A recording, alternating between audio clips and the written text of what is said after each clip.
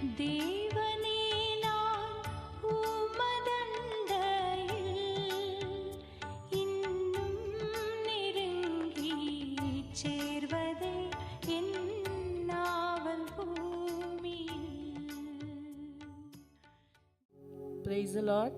ஆண்டவரும் உலக இரட்சகருமாய் இருக்கிற இயேசு கிறிஸ்துவின் இனிதான நாமத்தினாலே இந்த 8வது நாள் ஜெபத்திலே இணைந்திருக்கிற தேவ பிள்ளைகள் ஒவ்வொருவரையும் அன்பாய் வாழ்த்துகிறேன். தேவ கிருபையும் சமாதானமும் நம் ஒவ்வொருவரோடும் கூட இருப்பதாக. பிரியமானவர்களே, ஒருவன் ஆவிக்குரிய ரீதியாக வளர்ச்சி அடைய வேண்டும் என்றால், தேவனோடு கூட நெருங்கி சேர வேண்டும் என்றால், தேவன் விரும்புகிறபடி வாழ வேண்டும் என்றால், அவன் தன்னை அடிக்கடி சுய பரிசோதனை செய்து கொள்வது மிகவும் அவசியம். செல்ஃப் எக்ஸாமினேஷன் என்று சொல்லுவார்கள்.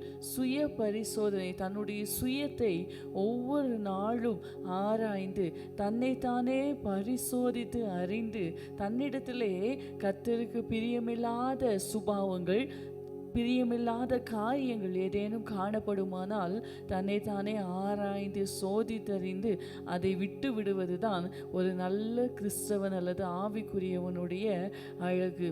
நம்மை நாமே நிதானித்து அறிந்தால் நாம் நியாயம் தீர்க்கப்படும் என்கிறதாய் வேதம் நமக்கு சொல்லுகிறது இல்லையா பிரியமானவர்களே? அப்படியானால் நாம் இந்த உலகத்தோடே ஆக்கினைக்குள்ளாக தீர்க்கப்படாதபடிக்கு நம்மை நாமே ஒவ்வொரு நாளும் நிதானித்து ஆராய்ந்து அறிகிறவர்களாக காணப்பட வேண்டும். அப்படி தன்னைத்தானே நிதானித்து ஆராய்ந்து அறிகிறவன், தன்னைத்தானே தற்பரிசோதனை செய்து கொள்கிற ஒருவன் ஒரு நாளும் மற்றவர்களை குறை கூறி திரியவே மாட்டான், மற்றவர்களை குறை சொல்லவே மாட்டான். ஏனென்று சொன்னால் பிரியமானவர்களே, வேதம் நமக்கு அருமையாக போதிக்கிறது அல்லவா? நீ உன்னைத்தானே நிதானித்து அறிந்து கொள் என்கிறதாக. அப்படியானால் பிரியமானவர்களே, மற்றவர்களை ஆக்கினைக்குள்ளாக தீர்க்கிறதற்கு நமக்கு அதிகாரம் இல்லை. மற்றவர்களை குற்றவாளியாக தீர்க்கிறதற்கு நமக்கு அதிகாரம் இல்லை. அப்படியானால் நாம் ஒவ்வொருவரும் நம்மை நாமே பரிசோதித்து அறிந்து கொள்ள வேண்டியது மிகவும் அவசியம். பாருங்கள், உத்தமனும் சன்மார்க்கனும் தேவனுக்கு பயந்து பொல்லாப்புக்கு விலகுகிறவன் என்று தேவனாலே நற்சாட்சி பெற்ற யோபு இதை அடிக்கடி செய்தார். பாருங்கள், தன்னைத்தான் பரிசோதித்து அறிந்தது மாத்திரமல்ல, தன்னுடைய பிள்ளைகளுக்காகவும் அவன் ஒவ்வொரு நாளும் பலிகளை செலுத்துகிறவனாய் காணப்பட்டான். தன்னுடைய பிள்ளைகள் 10 பிள்ளைகள் யோபுக்கு இருந்தார்கள். ஒவ்வொருவருடைய வீட்டிலும் அவர்கள் விருந்துண்ணுகிறது வழக்கம். அப்படி அவர்கள் விருந்துண்கிற மறுநாளிலே யோபு அவர்களை சேர்த்து அவர்களுக்காக பலி செலுத்துவானாம். எதற்கென்று சொன்னால், யோபுனுடைய மனதிலே எந்த எண்ணம் இருக்கும் என்றால், ஒருவேளை என் பிள்ளைகள் பாவம் செய்திருப்பார்களோ, ஒருவேளை என் பிள்ளைகள் தேவனுக்கு பிரியமில்லாத காரியத்தை செய்திருப்பார்களோ என்று சொல்லி அவன் தன்னுடைய பிள்ளைகளுக்காக பாவ நிவிர்த்தி உண்டாகும்படியாக பலி செலுத்துகிறதை நாம் பார்க்கிறோம். பிரியமானவர்களே, இப்படிப்பட்டவன் மேல் கர்த்தர் பிரியமாய் இருக்கிறார். புலம்பல் 3வது அதிகாரம் அதனுடைய 40ஆம் வசனம் நமக்கு சொல்லுகிறது, நாம் நம்முடைய வழிகளை சோதித்து ஆராய்ந்து கர்த்தரிடத்தில் திரும்புவோம். அப்படியானால் பிரியமானவர்களே, நாம் செய்கிற ஆராதனை எவ்வளவு முக்கியமோ அதைவிட முக்கியம் நம்மை நாம் சோதித்து அறிந்து நம்முடைய இருதயங்களை ஆராய்ந்து கர்த்தரிடத்திலே திரும்புவது. பாருங்கள், தாவீது இதில் மிகவும் கவனமுடையவராக காணப்பட்டார்.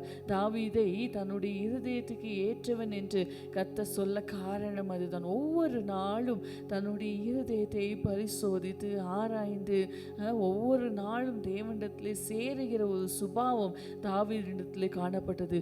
பத்சேபாளிடத்திலே பாவம் செய்த போது கூட உடனடியாக தாவீது போய் மனம் திரும்பி அங்கே சரியாகிறதே நாம் பார்க்கிறோம் இல்லையா? சங்கீதம் 51 முழுவதும் தாவீதினுடைய பாவ அறிக்கை. பாருங்கள், சங்கீதம் 139 மிக அருமையான ஒரு விண்ணப்பம் தாவீதினாலே ஏறெடுக்கப்பட்டது. வேதனை உண்டாக்கும் வழி என்னிடத்தில் உண்டோ என்று பார்த்து நித்திய வழியிலே என்னை நடத்தும் என்பதாக.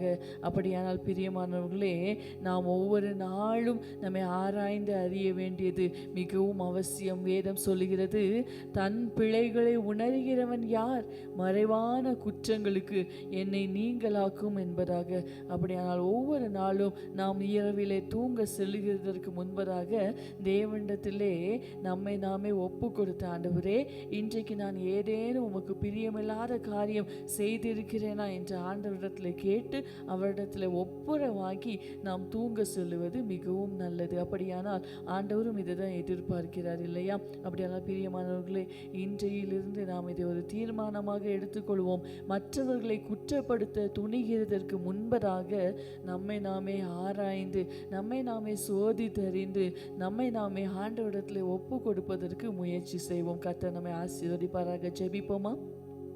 எங்களை நேசிக்கிற எங்கள் அன்பின் தகப்பனே, இந்த அருமையான நாளை கர்த்தர் எங்களை காண செய்ததற்காக உமக்கு நன்றி அப்பா. ஆண்டவரே, இந்த நாளிலும் நாங்கள் கற்றுக்கொண்டது போல ஆண்டவரே, ஒவ்வொரு நாளும் நாங்கள் எங்களை நாங்களே சீர்தூக்கி ஆராய்ந்து அறிந்து கொள்ள கர்த்தர் எங்களுக்கு உதவி செய்வீராக ராஜா. நாங்கள் மனம் பொருந்தி ஆண்டவரே உம்மிடத்தில் திரும்ப கர்த்தர் எங்களுக்கு உதவி செய்யுங்க. ஒவ்வொரு நாளும் எங்கள் பிள்ளைகளை நாங்கள் உணர்ந்தவர்களாய் ஆண்டவரே, மறைவான குற்றங்களுக்கு ஆண்டவரே எங்களை விலக்கி கொண்டவர்களாய் ஆண்டவரே நீர் விரும்புகிற ஒரு வாழ்க்கை வாழ்கிறவர்களாய் காணப்பட கர்த்தர் எங்களை ஒவ்வொருவருக்கும் உதவி செய்யும்படியாய் செபிக்கிறோம். ஆண்டவரே, நாங்கள் எங்களுக்காகவும் எங்கள் பிள்ளைகளுக்காகவும் ஆண்டவரே இதையே நாங்கள் செய்ய நியாய தீர்ப்புக்கு நீங்களாக கர்த்தர் எங்கள் ஒவ்வொருவருக்கும் உதவி செய்வீராக. ஆண்டவரே, பரம்பரையாக ஆண்டவரே எங்களை தொடர்கிற பாவங்கள் ஆண்டவரே மறைவான குற்றங்களுக்கு எங்களை நீங்களாக்கி கர்த்தர் விடுவிக்கும்படியாக செபிக்கிறோம். ஆண்டவரே, இந்த நாளிலும் நாங்கள் செய்கிற எல்லா வேலைகளிலும் உங்கள் கரம் எங்களோடு கூட இருக்கட்டும். தெய்வீக பாதுகாப்பு இருக்கட்டும். உம்முடைய கிருபையும் சமாதானமும் இருக்கட்டும். ஆண்டவரே, உம்முடைய வசனத்தின் வெளிச்சம் எங்களை நடத்த வேண்டுமாய் செபிக்கிறோம். உம்முடைய நல்ல ஆவி எங்களை செம்மையான வழியிலே நடத்தும்படியாய் செபிக்கிறோம். ஆண்டவரே, உமக்கு பிரியமானதை செய்ய நீர் எங்களுக்கு கற்றுத்தந்து நடத்துங்கப்பா. எங்களை தாழ்த்துகிறோம், வெறுமையாக்குகிறோம். இயேசுவின் நாமத்தில் கேட்கிறோம் ஜீவனுள்ள நல்ல பிதாவே. ஆமென், ஆமென். கர்த்தர் உங்களை ஆசீர்வதிப்பாராக. God bless you.